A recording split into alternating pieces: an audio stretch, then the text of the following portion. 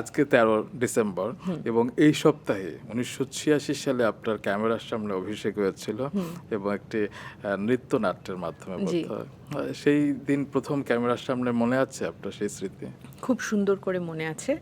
এটা বাংলাদেশ টেলিভিশনের অডিটোরিয়াম ছাড়া আরও দুটো স্টুডিও আছে, ও দুইটার একটা স্টুডিওতে হচ্ছিল শুটিংটা, এবং ওটা আমার বাংলাদেশ টেলিভিশনের প্রথম শুটিং ছিল।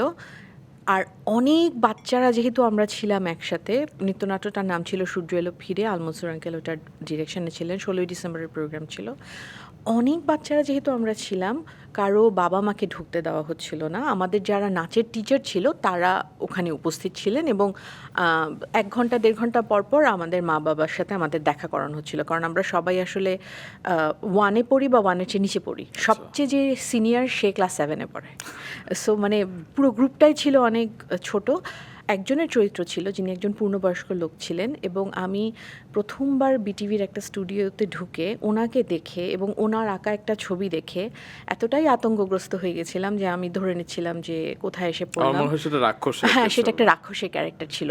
এবং বিটিভিতে এখনও এবং তখনও তো খুব প্রতিভাবান মানুষজন কাজ করতেন। বিরাট বড় একটা লাইফ সাইজ রাক্ষসের মুখ আঁকা ছিল, মানে ঢুকেই প্রথমে ওটা চোখে পড়বে। এবং যিনি রাক্ষস ছিলেন উনি এত রিয়েলিস্টিক অভিনয় করছিলেন যে আমার অবস্থাটা ছিল ছেড়ে দে মাকে দে বাঁচি, এখানে থাকতে চাই না।